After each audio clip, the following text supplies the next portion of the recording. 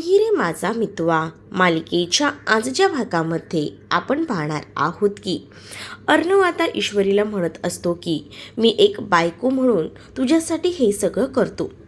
ईश्वरीला खरं तर या सगळ्या गोष्टी ऐकायच्या होत्या. आता अर्णवच्या तोंडून पुन्हा जिम्मेदारी हा शब्द ईश्वरीला ऐकवणार नव्हता. मग आता अर्णवही तिला म्हणत असतो की मी तुला बायको म्हणून स्वीकारलं आहे.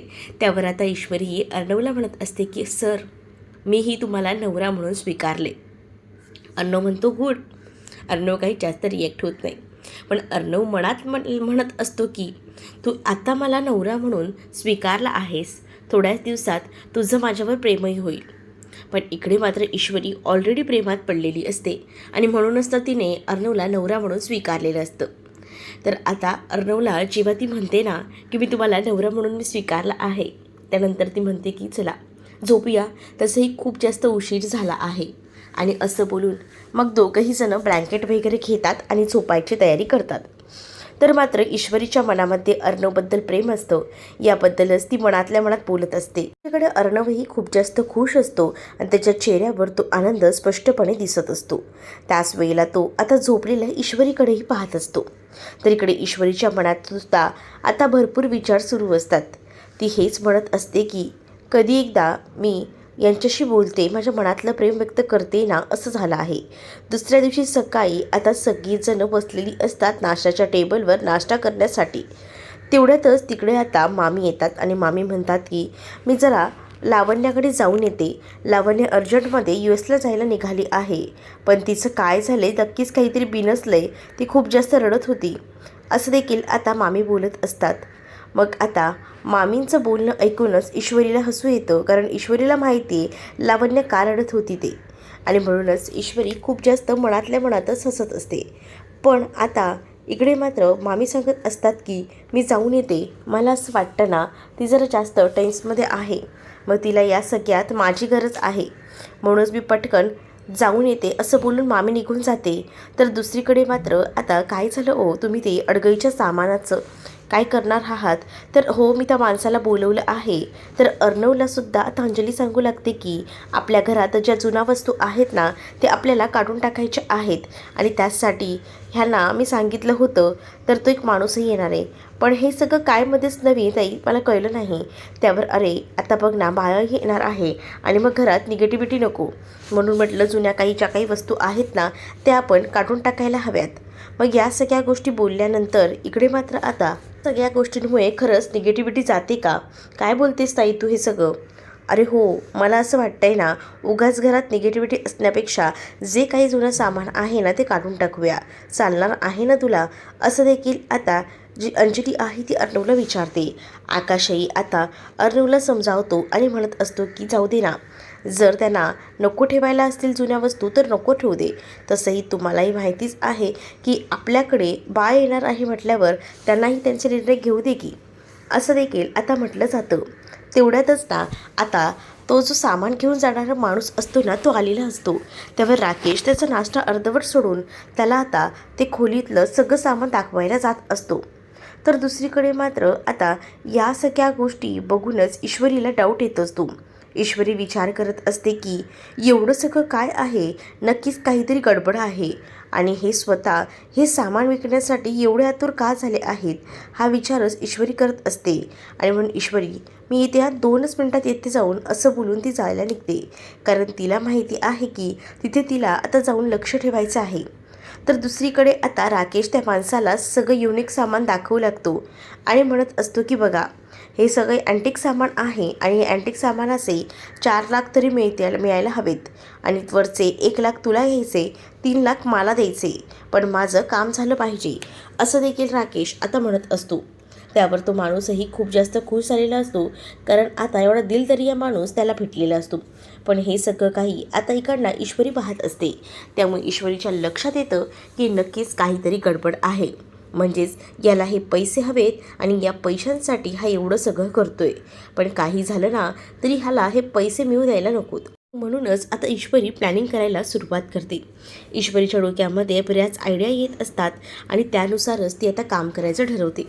दुसरीकडे हा माणूस सगळं सामान वगैरे बघतो आणि म्हणत असतो की ठीक आहे, तुम्ही म्हणताय ना हे सामान लवकरात लवकर जाईल, टेन्शन घेऊच नका, आम्ही या सामानाचं काय ते बघतो, असं देखील आता सांगितलेलं असतं. आणि जेव्हा या सगळ्या गोष्टी सांगितल्या जातात ना, तेव्हा राकेश म्हणतो की बघा, सामान तर सेल आउट करायचं आहे, पण त्याचे उत्तम पैसेसुद्धा तुम्हाला मला द्यावे लागतील. मग काय, तो माणूसही ते पैसे द्यायला तयार असतो, कारण त्यामध्ये त्याचाही फायदा होणार असतो ना. तुम्ही काळजीच करू नका, तुम्हाला तुमचे पैसे मिळून जातील, असं देखील आता राकेशला म्हटलं जातं. तर राकेश मात्र आता खूप जास्त खुश असतो. राकेश विचार करतो की एकदा का हे 3 लाख रुपये भेटले ना, की लवकरात लवकर आहे ना, मी त्या समोरच्या व्यक्तीचे म्हणजे त्या दादाचे पैसे देऊन टाकेन. हा विचारच इथे राकेशच्या डोक्यामध्ये असतो. पण आता हे सगळं बोलणं ईश्वरीने ऐकल्यामुळे ईश्वरी धावत पळत जाते आणि ईश्वरी अर्णवला म्हणत असते की ओ अर्णव सर, तुम्हाला माहिती आहे का त्याने हे सगळं कशाला केलं आहे ते, म्हणजेच त्याने ज्या अडगळीच्या खोलीतील वस्तू विकायला काढल्या आहेत ना, त्यामागेसुद्धा त्याला ते पैसे हवेत. जसं की तुम्ही बँक अकाउंट बंद केलं असता अंजली ताईंचं, मग त्याचे पैसे द्यायचे मार्ग बंद झाले आणि त्यासाठी मग त्याने हे सगळं काही केलं, असं देखील आता म्हटलं जातं. आणि या सगळ्या गोष्टी जेव्हा आता बोलल्या जातात ना, तेव्हा मात्र काही झालं ना तरीसुद्धा मी त्याला पैसे मिळू देणार नाही. मग तू आता यासाठी काय करणार आहेस असं ठरवलंयस. ईश्वरी म्हणते की मी बघा ना आता काय करते, कारण आहे ना मला ना त्याला त्या सामानाचे पैसे मिळू द्यायचे नाही आहेत. ते जर पैसे त्याला मिळाले तर पुन्हा एकदा प्रॉब्लेम होऊ शकतो. म्हणूनच ते पैसे त्याला मिळू न देण्यासाठी मी आता आयडियाज करणार आहे. मग आता तू नेमकं काय करणार आहेस ते तरी सांग. पण ईश्वरी आता अर्णवला या सगळ्या गोष्टी सांगत नाही, कारण तिला ते सगळं काही करूनच दाखवायचं असतं. कारण तिच्याही मनात असंच असतं की काही झालं ना तरीसुद्धा त्या राकेशला 1 रुपया दमडीसुद्धा मिळायला नको. आणि त्यासाठी ईश्वरीची पूर्णपणे तयारी सुरू असते.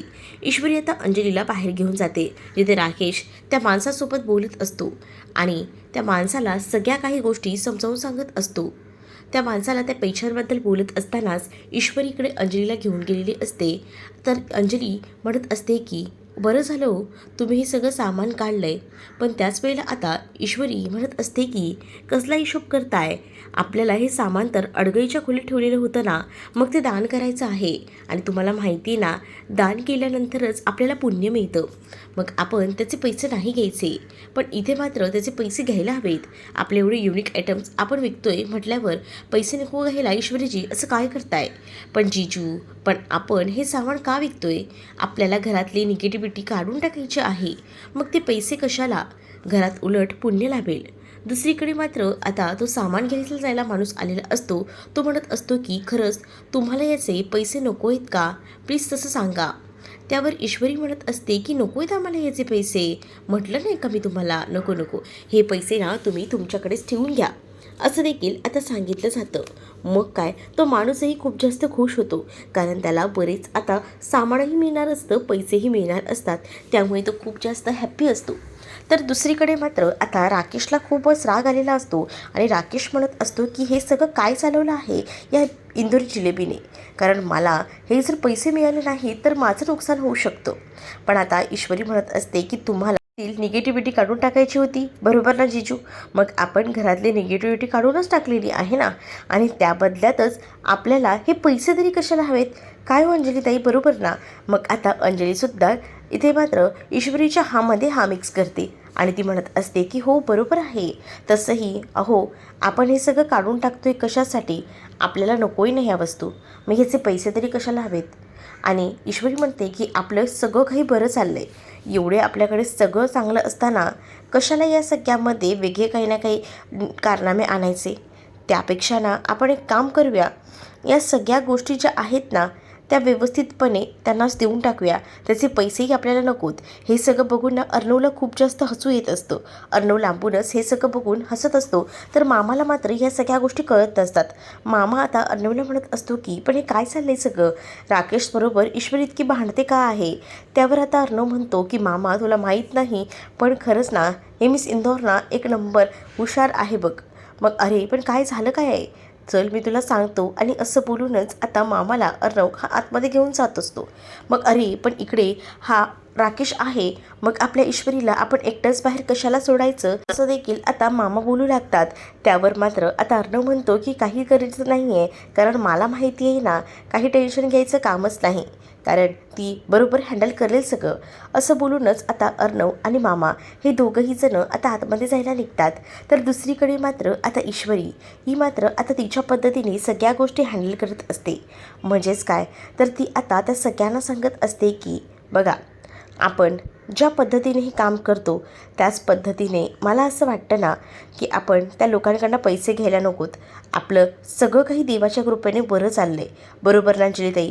आपल्याकडे इतकंही काही पैशांची कमी नाही आहे की ही घरातली सामानं विकून आपण पैसे कमवणार आहोत. मग अंजलीलासुद्धा ईश्वरीचं म्हणणं पटत असतं. ती म्हणत असते की हो, बरोबर आहे तुझं. आता ती समोर आलेल्या माणसाला म्हणत असते की तुमच्याकडे एकूण किती पैसे आहेत.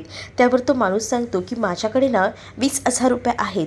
20,000 आहेत ना, द्या जरा दादा 20,000 रुपये इथे.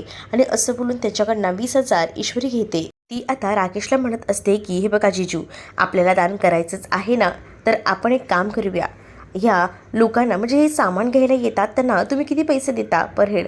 तर 500 रुपये मी देतो. तर प्रत्येकी या सामानांमध्ये 5-5 हजार रुपये तुम्ही त्यांना द्या. म्हणजे कसं कामच झालं. मग आता तो माणूसही ते सामान वगैरे घेऊन तिकडनं निघून जातो. तर रूममध्ये येऊन ईश्वरी ढिंचाक ढिंचाक करून नाचू लागते. तर अर्णव म्हणतो, अगं काय झालं आहे काय? त्यावर ईश्वरी म्हणते की आज ना मी खूप जास्त खुश आहे. कारण माहिती का तुम्हाला, आज 3 लाखाचा फायदा होणार होता त्या माणसाला. जसं तुम्ही अंजलीताईंचं अकाउंट त्याच्या ह्याच्यातनं बंद करून टाकलं, तसं मीही आज त्याला काही पैसे मिळू दिले नाहीत. लई मजा आली बघा, असं देखील आता ईश्वरी म्हणत असते. पण त्याच वेळेला ईश्वरीच्या हे लक्षात येतं की ईश्वरीने हे तर केलं आहे, पण ईश्वरीने आता अर्णवचं 3 लाखांचं नुकसान केले. या गोष्टीसुद्धा आता ईश्वरीच्या लक्षात येतात. ईश्वरी म्हणते की बाप रे अर्णव सर, मी तुमचं 3 लाखाचं नुकसान केलं. मग अर्णवही पॅनिक होतो. अर्णव म्हणतो, अगं होच की, तू माझं नुकसान केलं आहे तर नुकसान भरपाई तर तुला आता द्यावीच लागेल. मग नुकसान भरपाई काय द्यावी लागेल? काय बोलताय सर? मग उद्यापासून तुला माझ्या ऑफिसला जॉईन व्हावं लागेल. आणि मग जे पैसे येतील ना ते पैसे मला तू द्यायचे. ते सगळे पैसे मिळून 3 लाख रुपये होतील. मग करायचं का काम?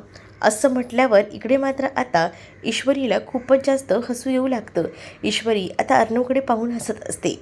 दुसरीकडे राकेश जो आहे ना, तो त्या माणसाला कंटिन्यू कॉल करायचा प्रयत्न करत असतो, पण त्याचा काही कॉल लागत नसतो. म्हणूनच आता राकेश खूप जास्त संतापलेला असतो. राकेश म्हणत असतो की एकतर इथून पैसे घेऊन गेलाय आणि वर आता फोनही रिसीव करत नाही आहे. काय माणूस आहे आता काय करावं? तर तेवढ्यातच तो जेव्हा मागे वळून पाहतो ना, तेव्हा त्याच्या लक्षात येतं की तिथे आता अर्णव आलेला आहे. तर आता तो अर्णवकडे रागातच पाहत असतो. जेव्हा तो आता अर्णवकडे रागानं पाहतो ना, तेव्हा मात्र आता तो सरळ रेषेत अर्णवपर्यंत चालत येतो. राकेश आता तिथे येऊन म्हणतो की बघ मी हसतोय, तुला काय वाटलं? मला दुःख झालं असेल, मला टेन्शन आलं असेल, कारण अंजलीचं पूर्ण अकाउंट हँडलिंग तू स्वतःच्या हातात घेतलं. त्यानंतर तुझ्या बायकोने त्या इंदोरी जिलेबी भंगारवाल्याकडनं सुद्धा मला पैसे मिळवून दिले नाही. आणि त्यामुळेच तुम्हाला असं वाटत असेल की मला पैसे भेटले नाही तर मी टेन्शनमध्ये असेल. तर तसं समजू नका, मी आनंदात आहे. आणि तसंही एवढं करून तुला असं वाटलं असेल की तुम्हाला हरवशील, पण तसं काही होणार नाही आहे. तर दुसरीकडे मात्र माझ्यासोबत तू लढतोयस, असं देखील राकेश म्हणत असतो. त्यावर आता अर्णव म्हणत असतो की लढाई हरणं हे सगळं ना एकदम बरोबरीच्या व्यक्तीसोबत केलं जात असतं, आणि तुझी तेवढी माझ्यासमोर उभं राहायचीसुद्धा लायकी नाही आहे, असं डायरेक्टली अर्णव हा राकेशला आता बोलून टाकतो. मग त्यावर अर्णवही म्हणतो की ज्या दिवशी मी तुझ्याशी लढायचा प्रयत्न करेन ना, त्या दिवशी ना तू काही जिवंत राहत नसतो. मग राकेश म्हणतो, अरे मग वाट कसली बघतोय? लढ ना माझ्यासोबत. कसली वाट बघतोय? ये समोर आणि जे काही करायचं आहे ना ते कर. होऊन जाऊ दे आमने सामने. असं आता राकेश रागारागात अर्णवला बोलत असतो. तुला भीती वाटते का गरजाबाईसोबत माझ्यासोबत मारामारी करायची? त्यावर आता अर्णव म्हणतो की तू आणि गरजावे तुझ्यासोबत मारामारी करायची कसली भीती? मग काय प्रॉब्लेम आहे तुझा?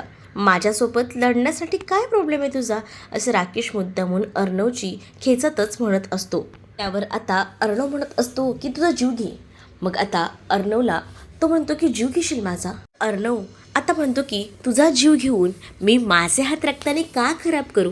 मग ठीक आहे, तुला माझा जीव घ्यायचा नाही आहे ना, मग मी तुझा जीव घेतो. म्हणजे कसं बघ, तुला एकदा का मी मारलं का मी या घरचा घर जावे, आणि मग कसं माझ्या इंदोरी जिलेबीकडे सुद्धा व्यवस्थित लक्ष देता येईल ना. असं जसं राकेश बोलतो तसा मात्र आता अर्णवला राग येतो आणि अर्णव मात्र आता त्या राकेशची कॉलर धरतो आणि त्याला म्हणत असतो की काही झालं ना तरीसुद्धा तुला मी पहिल्यांदा संपवेन. मग आता राकेश म्हणतो की ठीक आहे ना, तुला मला संपवायचं आहे ना, संपव. मग तुझी बहीणही अनाथ होईल, त्याचसोबत तुला हेही माहिती आहे की आता आम्हाला बाळ होणार आहे. मग एवढे वर्ष तुम्ही जसे अनाथ वाढलात ना तसं माझं बाळही वाढेल अनाथ. मग आता राकेशला अर्णव चांगलंच सुनावत म्हणतो की हा त्याचा मामा जोपर्यंत जिवंत आहे ना तोपर्यंत काही तो अनाथ राहत नसतो, एवढं लक्षात ठेव. पण तरीसुद्धा काय बोलायचं कसं बोलायचं हे बरोबर राकेशला माहीत असतं. तेवढ्यातच अंजली तिथे येते आणि अंजली तिथे येऊन म्हणत असते की ओ ऐका ना, फोन आला आहे, तर आजीला तुमच्याशी बोलायचं आहे, असं आता अंजली म्हणत असते. मग आता राकेश कानाला फोन लावतो पण आजीचा काहीच आवाज येत नसतो. मग तो म्हणतो अगं फोन तर कट झाला आहे. मग आता तुम्ही दोघंही इथे काय करत होतात? त्यावर तुझा भाऊ माझा जीव घेत होता, असं म्हटल्याबरोबर अंजली एका वेगळ्याच नजरेने अर्णवकडे पाहत असते. तर त्यावर आता राकेश म्हणत असतो की अगं मी मजा मस्करी केली ग, मला बघायचं होतं तू काय रिॲक्ट होतेस ते, असं देखील आता मुद्दामूनच तो बोलत असतो. त्यानंतर मात्र आता आजीला माझ्याशी काही बोलायचं होतं का, बघ ना पण आता फोन नाही लागत आहे आजीचा. एक काम करतेस का, इथे बहुतेक नेटवर्कचा इश्यू आहे, आपण आजीला पुन्हा कॉल करूया, आजीला तिच्या लाडक्या जावयासोबत बोलायचं आहे. आणि असं बोलूनच ना तो आता अंजलीला घेऊन तिकडनं चाललेला असतो. अर्णव काहीच बोलत नाही. अर्णव मात्र आता शांत राहतो, कारण अर्णवला माहिती आहे की हा माणूस नेमका कसा आहे ते, आणि त्यामुळेच ना अर्णव गुपचूप बसतो. तर दुसरीकडे मात्र आता अर्णवला या सगळ्या गोष्टीचा राग आलेला असतो. इकडे आता ईश्वरी देवबाप्पाकडे हात जोडत असते आणि मी आता काय करू मला खरंच कळत नाही आहे. म्हणजे अर्णव सर यांना माझं प्रेम कळत नाही आहे, मग माझ्या प्रेमाची कबुली मी यांच्यासमोर देऊ का? तेवढ्यातच ना आता रूममध्ये अर्णव खूप जास्त चिडत आलेला असतो आणि तो आपल्या कामाला लागतो. त्याच वेळेला आता राकेशचा त्याला राग आलेला असतो. मग आता ईश्वरी विचारते की काही झालं आहे का, राकेशबद्दल काही प्रॉब्लेम आहे का पुन्हा? तर आता अर्णव म्हणत असतो की काही नाही. तर ईश्वरी म्हणत असते की आता बोलून टाकावं का मनातलं जे आहे ते, आणि म्हणूनच ईश्वरी बोलण्याचं धाडस करत म्हणत असते की सर आता बघा ना, आपलं लग्न झालं आहे, आपण एक दुसऱ्यांसोबत बोलतो आहे, एक दुसऱ्यासाठी बऱ्याच गोष्टी करतो आहे, मग आता पुढे काय करायचं, आपल्या संसारामध्ये प्रपंच वाढवायला हवा ना, असं देखील आता ईश्वरी बोलत असते.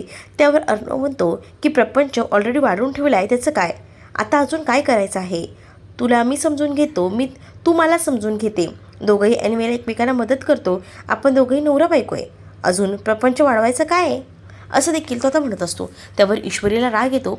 ईश्वरी म्हणत असते की मला एकच गोष्ट कळत नाही, ह्यांच्याकडे मोबाईल आहे, सिम आहे, पण ह्यांच्याकडे तोंड नाही आहे. त्यावर अर्णव म्हणतो अगं काय काय बोलतेस काय? त्यावर आता ईश्वरी म्हणत असते की तुम्हाला ना बाकी पुढचं काहीच पडलेलं नाही आहे, तुम्हाला फक्त ते काम आणि तो शिर्के. तेवढ्यातच शिर्केचा फोन आलेला असतो. मग आता ईश्वरी हेही म्हणते की काम करा ना, त्या शिर्केसोबतच लग्न करा ना, माझ्यासोबत कशाला गेलं? मग त्यावर आता अर्णवला हेही कळत नाही की ईश्वरी ही टोमणे का मारते. पण अर्णव म्हणतो अगं त्या शिर्केंचं लग्न झालं आहे, तू का मला त्यांच्याशी लग्न करायला सांगते, असं अर्णव आता बोलू लागतो. त्यावर ईश्वरी आता अक्षरशः डोक्याला हातच लावून घेते, काय बोलावं या माणसाला. तर दुसरीकडे मात्र आता इकडे मात्र सगळीजणं डायनिंग टेबलवर असताना लावण्याकडनं आल्यानंतर वल्ललीला कळतं की अंजलीकडून की अडगळीच्या खोलीतील सगळं सामान दिलेलं आहे, आणि मग तिला धक्का बसतो. आणि मग ती पेटी असते ना ज्यामध्ये फोटो असतात तीसुद्धा आता अडगळीच्या खोलीतून गायब झालेली असते. आणि म्हणूनच आता खूप जास्त चिडचिड वल्लरीची होते आणि तिथे येऊन ती म्हणते की तुम्ही मला न विचारता माझं सामान कसं देऊ शकता, माझं त्यामध्ये पर्सनल सामान होतं तर तू एवढं इथे लपून का ठेवलं होतंस, असं देखील मामा आता वल्लरीला विचारतात आणि ईश्वरीसुद्धा विचारत असते. त्यावर वल्लरीची बोलती बंद होते. तर तुम्हाला हा भाग कसा वाटला हे नक्कीच मला कमेंटमध्ये सांगा, आणि अशाच नवनवीन भागांसाठी आपल्या चॅनलला सबस्क्राईब नक्कीच करा. चला तर मग भेटूया पुढच्या भागामध्ये, तोपर्यंत टाटा बाय.